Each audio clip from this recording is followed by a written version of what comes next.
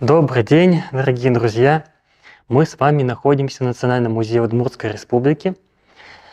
И сегодня на лекции, посвященной истории Великой Отечественной войны и героям Советского Союза, участникам Великой Отечественной войны, нашим землякам, мы хотели бы вам рассказать как раз о событиях, которые происходили очень давно, почти 80 лет назад. В следующем году в нашей стране будет отмечаться 80-летний юбилей победы в Великой Отечественной войне. И как раз в преддверии этого большого праздника и события мы сегодня организуем такую вот видеолекцию. Давайте начнем с героев Советского Союза, которые служили в танковых войсках. Самые первые уроженцы нашей республики, которые принимали участие в боях Великой Отечественной войны, это танкист Павел Николаевич Кирьянов. Вот на этой фотографии можем увидеть, как он выглядел. Небольшая биографическая справка. Он родился в Удмуртии, в Сарапульском районе. И вот еще будучи молодым парнем, после школы пошел служить в Красную армию по собственной инициативе. В 1930-е годы он учился в танковом училище, окончил его, и потом принимал участие в боях советско-финской зимней войны, которая происходила в 1939-1940 годах. Служил он командиром танка на корейском направлении, воевал на таких танках системы Т. Т-26, например, были такие химические огнеметные танки. И не раз он зарекомендовал себя как отличный командир, несколько раз попадал он со своим экипажем в засады, в окружение финских войск, на Корейском перешейке, на линии Маннергейма, знаменитой оборонительной линии укреплений. Но, тем не менее, ему каждый раз удавалось в тяжелых условиях зимней войны, в условиях холодов, выбираться из окружения. И даже один раз произошел интересный случай. Удалось им на подбитом танке вытянуть 3 финских тягача на свою советскую территорию. И таким образом неожиданные трофеи у них получились. И весной 1940 года, это было 21 марта 1940 года, если я не ошибаюсь, Президиум Верховного Совета Советского Союза присвоил Павлу Николаевичу Кирьянову звание Героя Советского Союза за успехи как раз в боях Советско-финской войны. Он был награжден золотой медалью Героя Советского Союза и орденом Ленина. После возвращения из армии в 1940 году, после завершения финской войны, Павел Кирьянов, как и многие молодые командиры, талантливые командиры того периода, он поступает на дальнейшую учебу в Московскую бронетанковую академию. Тогда она называлась Академия моторизации и механизации Красной армии, войск Красной армии. Учится там, но этот процесс прерывает начавшаяся Великая Отечественная война, и летом 1941 года Павел Кирьянов, будучи уже не командиром танка, а заместителем командира танкового батальона, принимает участие в первых боях Великой Отечественной войны. Воюет он на корейском направлении, в Карелии, под Петрозаводском. И там, к сожалению, он в первые же месяцы войны оказывается пропавшим без вести. Это произошло в июле 1941 года. 20 июля 1941 года. К сожалению, одни из первых героев Советского Союза, которые вступили в войну, они таким образом у нас пополнили ряды потерь. Еще один очень похожий сюжет, очень похожая биография на Павла Кирьянова. Это еще один наш танкист, уроженец Удмуртии, Виктор Кузьмич Пислегин, тоже лейтенант бронетанковых войск, лейтенант Красной армии. У них похожие биографии, похожие судьбы. Он тоже родился в 1920 году в Удмуртии. И после школы он отправляется в Красную армию. Но он не получает офицерского звания сразу. Он сначала служит обычным красноармейцем, танкистом, башенным стрелком. Вот он служит на вот таких танках, быстроходные танки системы БТ. Вот он принимает участие в 1930-х годах и в освободительном походе Красной Армии на территории Украины, Белоруссии. Он принимает затем участие как отличившийся красноармеец и в Советско-финской войне, Зимней войне. Вот, там он тоже отличается вместе со своим экипажем.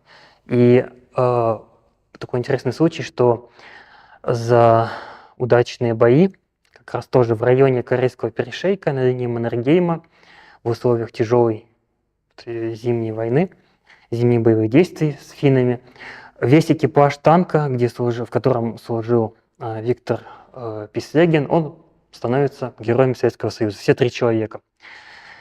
Командир танка, и стрелок-радист, и наводчик, башенный наводчик пушки. Вот.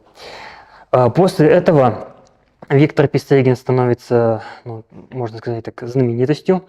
О нем снимают документальную хронику. Союз фильм приезжает в студию, татарское отделение студии Союз фильма снимает небольшую черно-белую хронику короткометражную про Виктора Пислегина, про его жизнь здесь на родине, в Удмуртии. А сам он пишет рапорт о том, чтобы поступить и учиться, опять же, в той же самой Московской бронетанковой академии, Академии механизации, моторизации Красной Армии. Но этому, опять же, помешала начавшаяся Великая Отечественная война.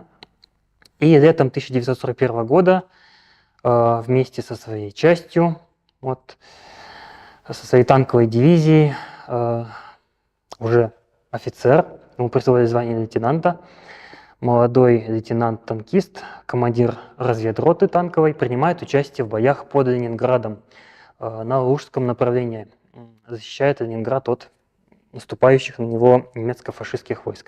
Вот тоже, к сожалению, он погиб в июле 1941 года, погиб в своем танке, будучи командиром танка. Вот 2 таких очень любопытных танкиста, 2 очень интересные биографии, очень похожие друг на друга, очень много в них таких ключевых схожих моментов вот, прослеживается. А также хотелось бы сегодня рассказать вам и о героях Советского Союза, летчиках, наиболее отличившихся вот в боях Великой Отечественной войны.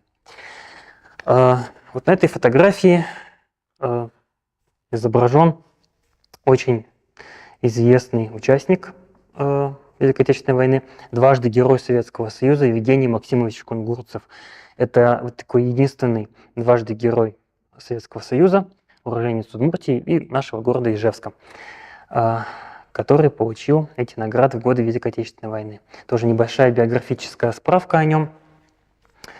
Он родился в Ижевске вот, в 1920-е годы. И войну он встретил совсем молодым парнем. Ему тогда на тот момент было всего лишь около 20 лет. Вот. Вступает он в бои не сразу. В 1942 году он оканчивает Балашовскую военную школу авиационную, становится военным пилотом и поступает в распоряжение 15-го штурмового авиаполка 277-й штурмовой авиадивизии, которая на тот момент воевала в составе 13-й воздушной армии на Ленинградском направлении, то есть обороняла город-герой Ленинград на Ленинградском фронте. И вот с первых же вот боев зимой 1943 года молодой летчик, тогда еще сержант Павел Кунгурцев, открывает свой боевой счет. На штурмовике Ил-2,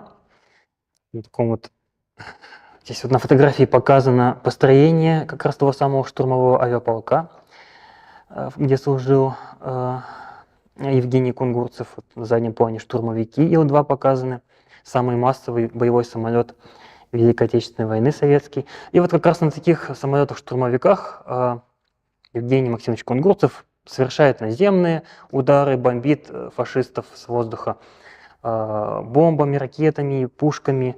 Кроме этого, он еще и выполняет роль воздушного разведчика, совершает аэрофотосъемку немецких и финских позиций над Корейским перешейком. Вот, и это все очень, конечно, помогает продвижению советских войск и освобождению захваченных территорий. Собственно, и в составе вот этого прославленного 15-го, в будущем Невского штурмового авиаполка Евгений Максимович Кунгурцев проходит всю войну с 43 до 45 года. И свои 2 звезды Героя Советского Союза, от которых мы видим на фотографии, он получает уже в конце войны, в 45 году. Как это произошло? К началу 1945 года, в феврале, когда он получает свою первую золотую звезду, он уже старший лейтенант, командир звена, штурмового звена в своем авиаполку. Такой вот он довольно быстрый карьерный путь проделал от рядового летчика до командира звена и впоследствии командира эскадрильи, штурмовой эскадрильи. Вот он совершил уже более 200 боевых вылетов, у него уже очень серьезный боевой счет, и он входит в список одного самых результативных летчиков-штурмовиков Красной Армии. И вот, вылетая на очередное задание, в апреле 1945 года, уже в самом конце войны, на территории Польши, его сбивают, его самолет получает повреждения от зенитного огня, и он падает. Во время падения самолет врезается в землю от сильного удара, Евгений Максимович Кунгурцев теряет сознание. И таким образом в бессознательном состоянии попадает в плен к фашистам. Его отправляют вместе с другими советскими военнопленными в лагерь, в один из лагерей на территории Польши, но ему удается, улучив момент, дождавшись, когда конвой попадает под советскую бомбежку с воздуха, сбежать. И он какое-то время, несколько дней скрывается в лесах и пробирается к своей части. На тот момент он уже считался официально погибшим, и в этом случае обычно уходило специальное извещение, похоронное извещение семье погибшего или пропавшего без вести военнослужащего. Вот. И таким образом в апреле 1945 года он считался уже официально погибшим. Но, возвратившись в свой полк, хоть и пострадавшим, раненым, но успев добыть по дороге важные разведданные, он встречается как таким чудом оживший среди офицеров, летчиков и вообще среди своего полка. Он был полковым любимчиком, носил прозвище такое «малыш», потому что он был не очень большого роста на фоне других летчиков и отличался таким очень юношеским, даже детским выражением лицом. И в апреле 1945 года, после вот этого чудесного спасения из вражеского плена, Евгений Максимович Кунгурцев награждается второй золотой звездой Героя Советского Союза и становится одним из самых молодых летчиков-штурмовиков. Уже в 24 года он стал капитаном, командиром эскадрильи и дважды Героем Советского Союза. Возвратившись на родину, он, конечно, стал настоящей знаменитостью и легендой. Еще при жизни в 1950 году ему был поставлен памятник, бронзовый бюст в нашем городе, в Ижевске, на Аллее Славы около Вечного огня. И, в принципе, сам он продолжал военную карьеру после войны, дослужился до генерал-майора авиации, и командовал крупными подразделениями, полками и дивизиями в составе вооруженных сил Советской армии. После войны он жил в городе Бердянске на территории Украины. Дожил до 2000 года. Это один из таких легендарных, наиболее известных и знаменитых наших летчиков, но не стоит забывать также о том, что были у нас и женщины-герои Советского Союза. Среди известных нам 100 личностей героев у нас было во время Великой Отечественной войны и 3 женщины. Об одной из них сегодня хотелось бы рассказать более подробно, потому что она прошла всю войну и дожила до преклонных лет. И зовут ее Нина Захаровна Ульяненко. На этой фотографии показана молодая летчица, с погонами лейтенанта авиации и золотой звездой Героя Советского Союза. Нина Захаровна Ульяненко родилась в городе Воткинске, Удмуртии, тоже в начале 1920-х годов. И войну она встретила совсем молодой девушкой. На фронт она также, как и Евгений Максимович Кунгурцев, попала не сразу, а после обучения в Энгельсской военной школе пилотов. Но она занималась, увлекалась авиацией и все, что с ней связано, самолетами, вот еще в юношестве, до армии, посещала аэроклуб на родине ОСА Авиахима. Вот. И в дальнейшем училась уже в специальной военной школе пилотов. Свой боевой путь она начала с Сталинградского сражения. Дело в том, что Нина Захаровна Ульяненко единственная представительница нашей республики Удмуртии, которая воевала в составе легендарного авиаподразделения 46-го Таманского гвардейского женского бомбардировочного авиаполка, ночного авиаполка, который также известен под неофициальным названием «Полк ночных ведьм». Вот именно так этот полк называли немецкие летчики, потому что вполне заслуженно, потому что авиаполк действовал в основном в ночное время суток, летал очень низко, бесшумно и бомбил линии укреплений врага, фашистов, так незаметно, что они просто не успевали оправиться от этих ударов и на них ответить. Этот полк носил неофициальное название «Ночные ведьмы», «Ночные ласточки», а в советской армии получил название «Дунькин полк». Тоже такое смешное, шутливое название. Почему? Потому что весь полк, от рядовых техников, обслуживающего персонала до командира полка, полностью был женский состав. Это единственный случай, наверное, вот в истории авиации Великой Отечественной войны, когда вот целое подразделение крупно состояло полностью из женщин. Полком командовала тоже известная летчица, женщина Евдокия Бершанская,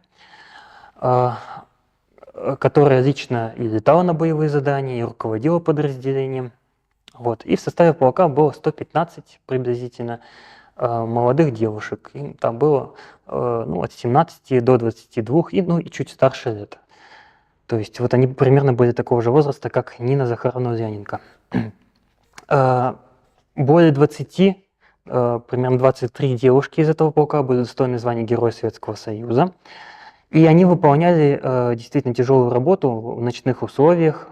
По много-много раз за ночь они вылетали на боевые задания на бомбежке укрепленных линий противника. Например, сама Нина Захаровна Ульяненко совершила более 900, примерно 918 боевых вылетов на легком бомбардировщике У-2. Еще их называли утенками, либо летающими этажерками, потому что они были, по сути, учебными самолетами и не предназначены для таких ведения серьезных боевых действий.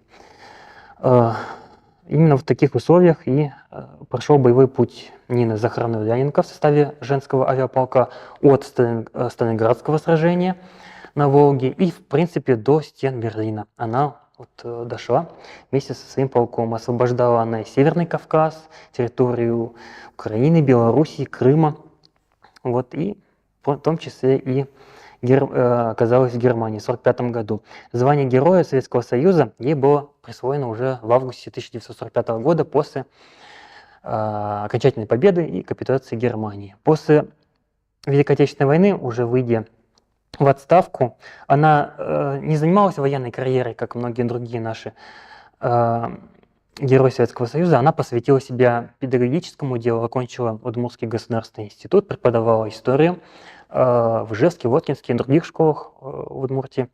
И занималась активно такой просветительской работой с молодежью. Тоже дожила до преклонных лет и уже не стала ее в 2005 году.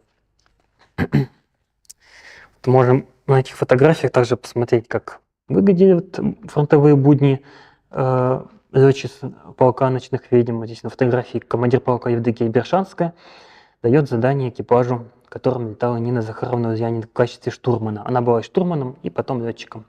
И впоследствии стала командиром звена. Еще очень известная фотография, на которой запечатлены летчицы этого подразделения на аэродроме, вот, на фоне своих самолетов.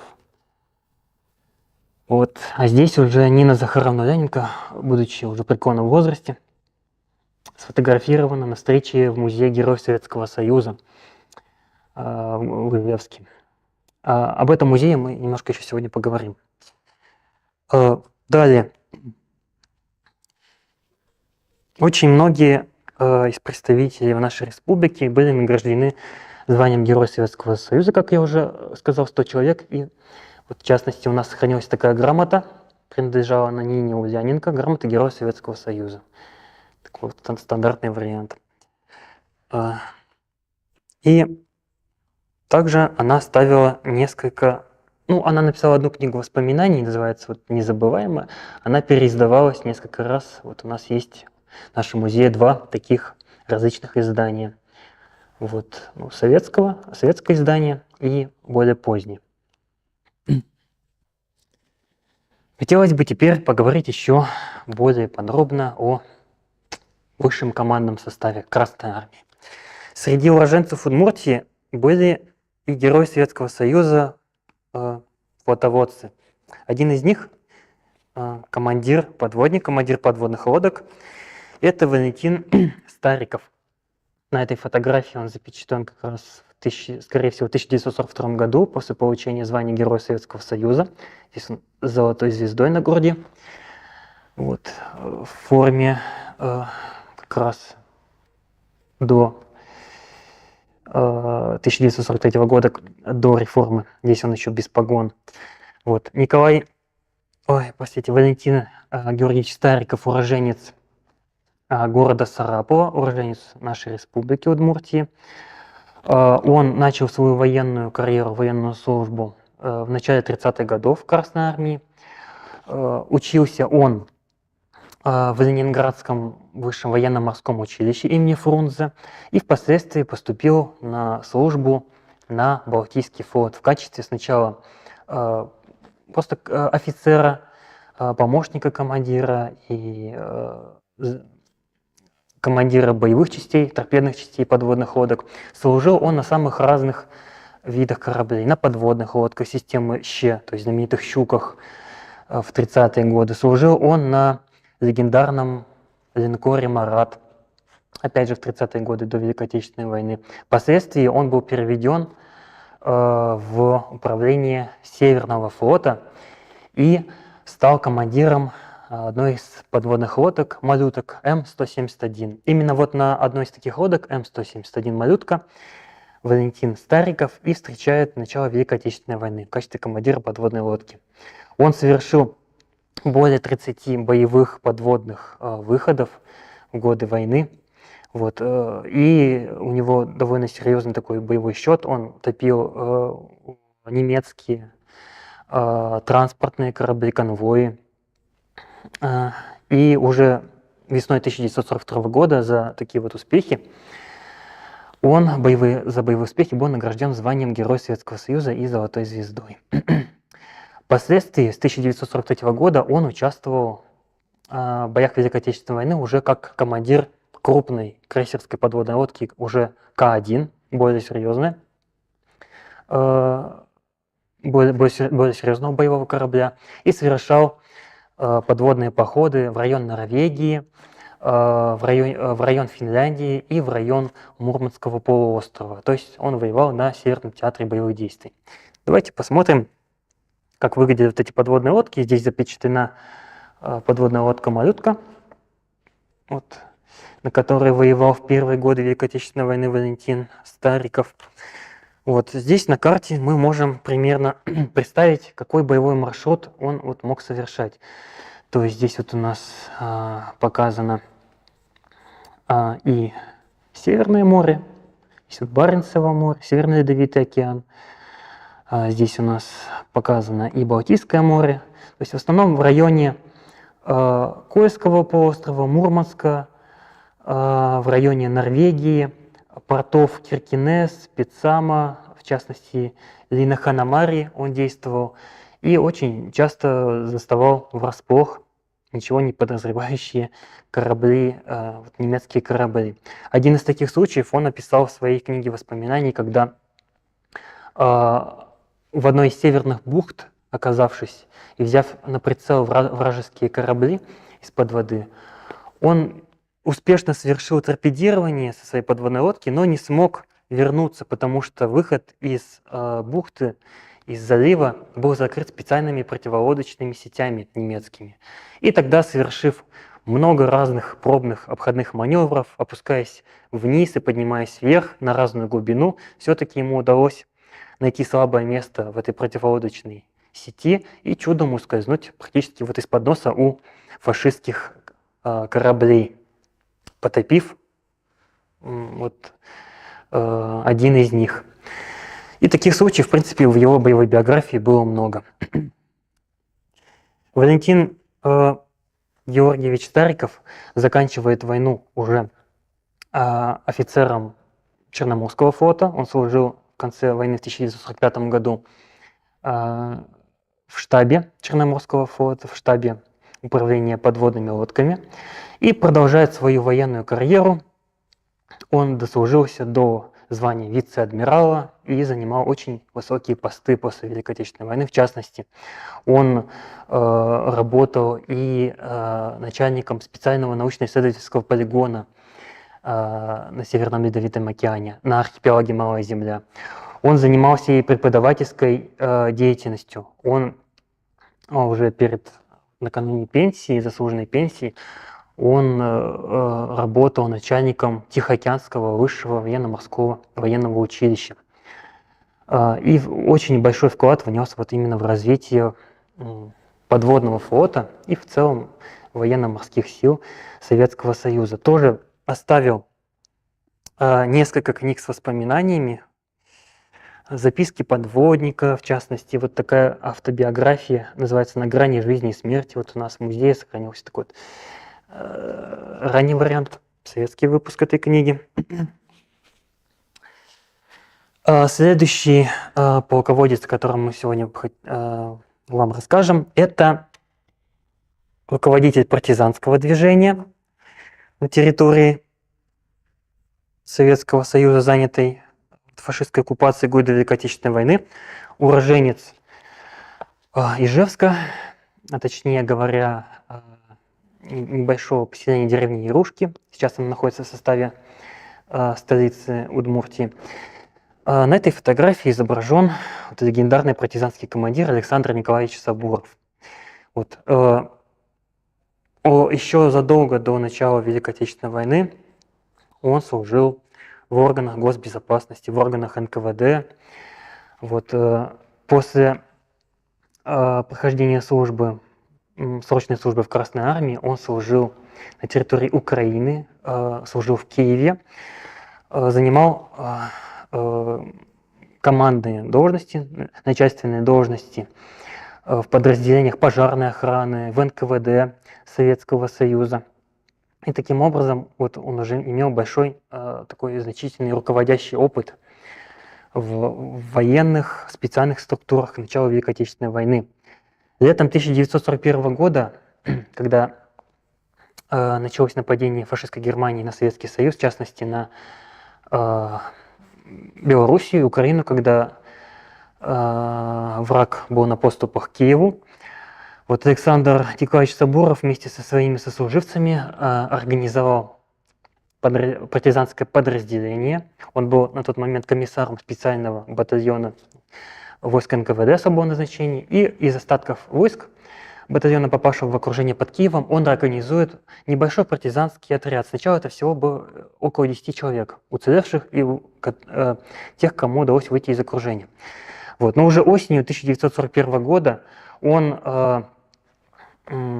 объединяет несколько партизанских отрядов и становится руководителем партизанского соединения на территории Украины. И его соединение контролирует несколько регионов на территории Украины и Белоруссии, в том числе западные регионы, например, Брянскую область на территории РСФСР, которые были оккупированы немецко-фашистскими захватчиками. И его партизаны наносят очень серьезный урон врагу и ведут так называемую партизанскую подпольную рейсовую войну. Весной 1942 года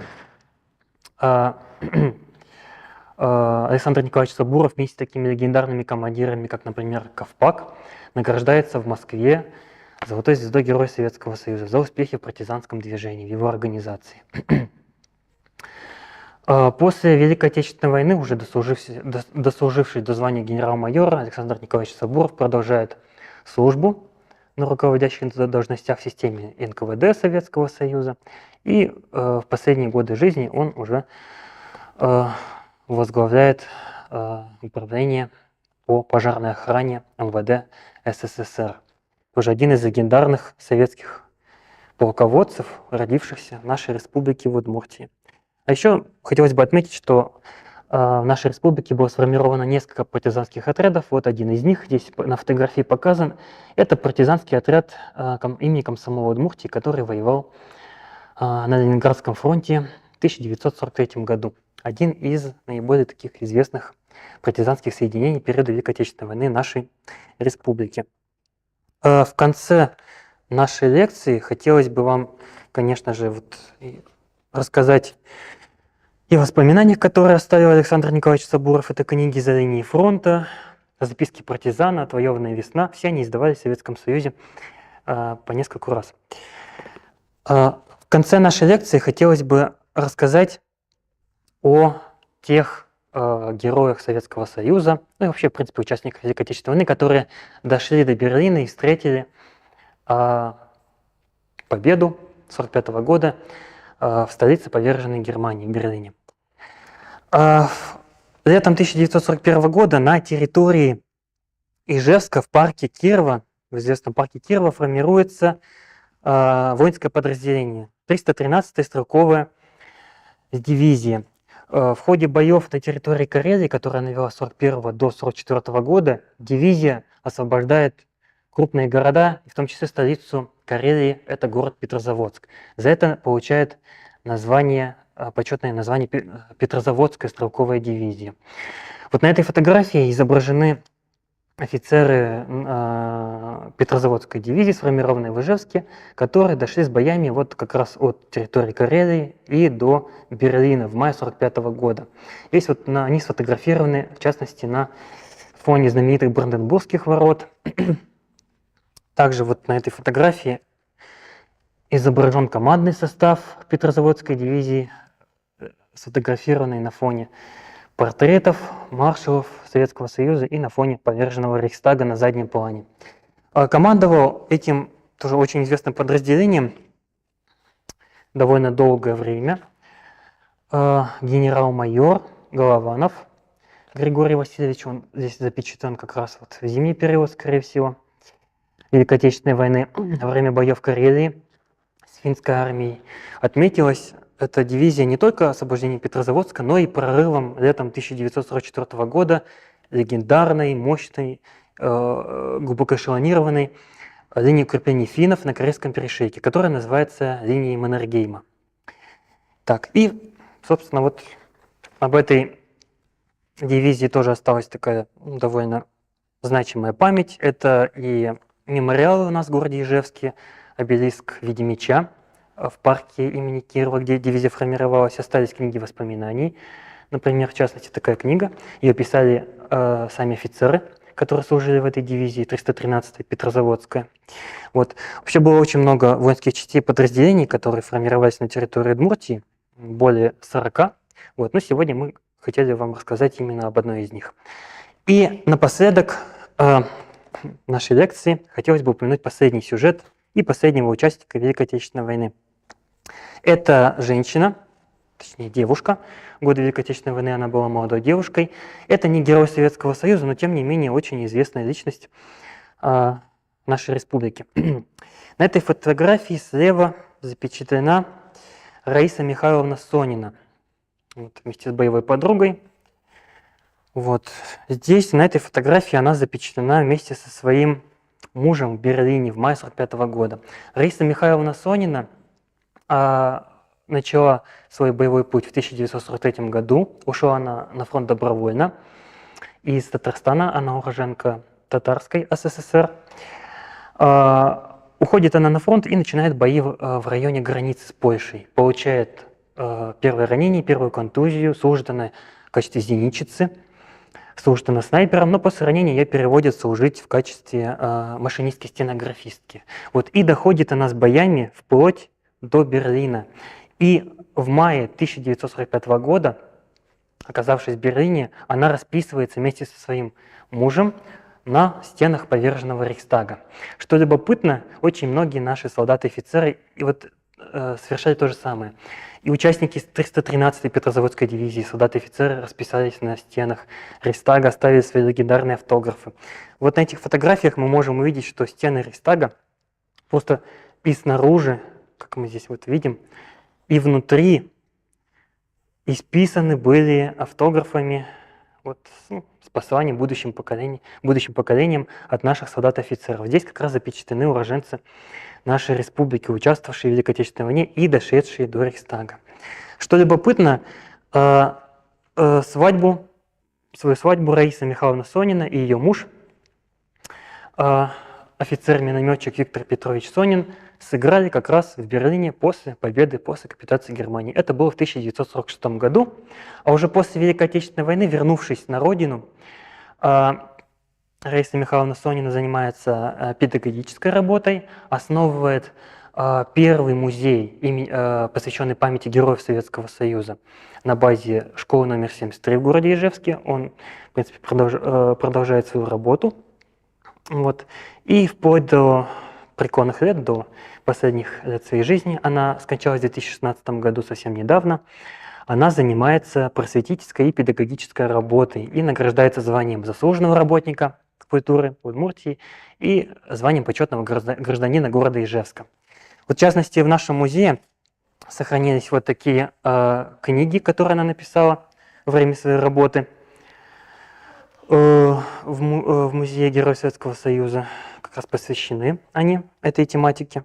Ну и, в принципе, литература, которую мы можем вам посоветовать для самостоятельного изучения. Это, например, вот такой сборник про героев Советского Союза, уроженцев Удмуртской республики. Вот одно из последних современных изданий. А также книгу-энциклопедию про участие